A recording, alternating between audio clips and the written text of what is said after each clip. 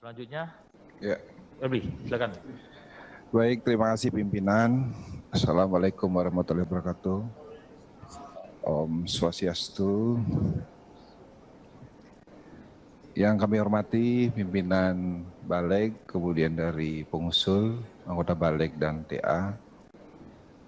Pertama adalah tadi sudah disampaikan banyak oleh senior-senior kami tentang urgensi daripada minuman beralkohol ini. Saya kira sepakat bahwa ini harus dikendalikan.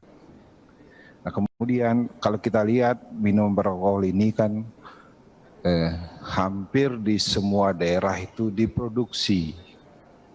Kalau kami di Bali yang namanya arak, kemudian di Papua namanya tuak, kemudian ada di NTT, ada juga di Ambon, hampir semua di Batak lagi, Ciuk juga.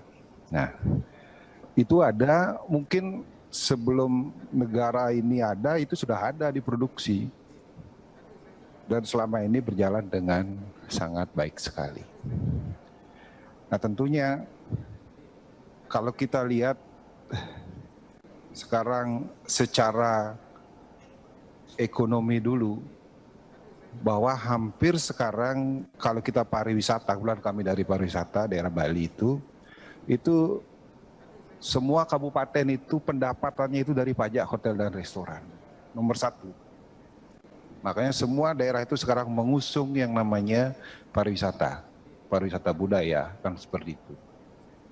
Nah tentu ini sekarang tidak menyalahkan sehingga terjadi keresahan dari masing-masing provinsi, kabupaten. Walaupun sudah disampaikan tadi baru baca judul saja, tapi mereka sudah ngeri juga. Nanti apakah tidak terancam? Apalagi sekarang kami di Bali ini akibat pandemi ini, itu dulunya pertumbuhan ekonomi 6-7% di atas rata-rata nasional, sekarang minus di atas 12%. Bayangkan kalau sampai ini nanti dibebani sampai hal-hal seperti ini, ya tentu ini akan membuat resah juga, bukan kami di Bali saja, di daerah lain juga yang sama. Kemudian minuman beralkohol ini kan hasil fermentasi buah. Tidak ada upama dibuat dengan zat kimia dan sebagainya. Memang itu kalau dikategorikan itu kan zat kimia. Kalau kita lihat hasil panen pertanian itu anggur, kalau tidak diolah menjadi wine itu akan busuk. Salak juga diolah itu akan menjadi brem. Manggis diolah itu juga akan menjadi brem. Itu semua minuman beralkohol, hasil fermentasi. Nah tadi dibilang ini kan akan mengganggu kesehatan. Kita sepakat kalau apapun ini dikonsumsi secara berlebihan pasti akan menimbulkan efek kesehatan. Mendistribusi beras pun jadi itu akan diabetes. Ya banyak juga di Indonesia kan penyakit tertinggi diabetes karena kita terlalu banyak makan karbohidrat. Dari beras kan seperti itu. Nah, begitupun juga rokok ini lebih parah lagi. Makanan apapun kalau dikonsumsi berlebihan itu pasti menimbulkan penyakit. Maka dari itu ya kalau ini alasan untuk merusak ini ya kami sepakat, tapi ini jangan sampai nanti merusak tatanan yang sudah ada. Kemudian yang kedua, memang sudah diatur, kami baca juga di pasal 8 tentang bagaimana adat istiadat dan budaya. Tapi seperti kami di beberapa daerah itu pasti ada yang, kalau mungkin kemarin Pak Sturman bilang di Kristen apa namanya, Jamuan Kudus, itu biasa habis itu mereka itu minum anggur merah kan begitu.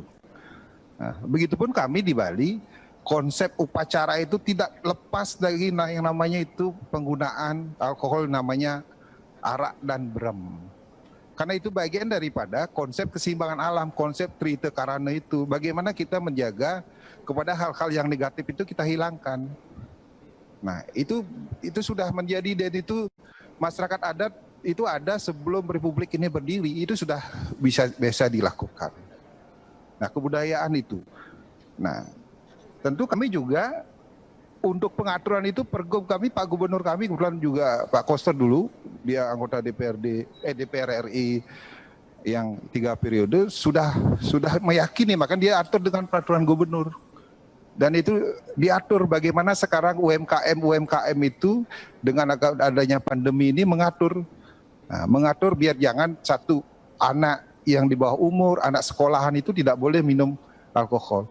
Sehingga menurut kami jangan terlalu kita sudah capek sekali di DPR ini, di balik ini dengan Undang-Undang Cipta Kerja ini, jangan sampai nanti dengan ini memancing lagi daerah-daerah yang tentu akan memancing ke undang-undang ini karena sudah larangan minum alkohol. Besok kalau kami umpama UMKM itu memproduksi seperti kita orang masak, tentu mereka itu akan menyicipi juga. Ketika menyicipi itu kan sudah mereka minum juga. Dan ini pasalnya ada pasal sanksinya itu cukup berat juga. Siapa yang meminum itu kena sanksi sampai 2 tahun, kan seperti itu. Apakah kita bisa mengontrol seperti itu? Dan ini pasti akan dimanfaatkan oleh pihak-pihak yang dalam hal ini untuk kepentingan pribadi ataupun kepentingan golongan tertentu. Nah, maka dari itu ya kami menginginkan ya juga menyuarakan kami dari Bali yang kebetulan yang bergerak di sektor pariwisata yang sangat parah sekali akibat pandemi ini, mohon ya jangan dulu ini untuk dibahas, cukup diatur dengan peraturan internal ataukah tidak sebatas hanya tidak seperti undang-undang kan seperti itu. Ini untuk mengurangi akibat dari gejolak yang sudah cukup capek kita di DPR ini, di balik ini akibat Undang-Undang Ciptaker. Saya kira itu poinnya. Terima kasih pimpinan.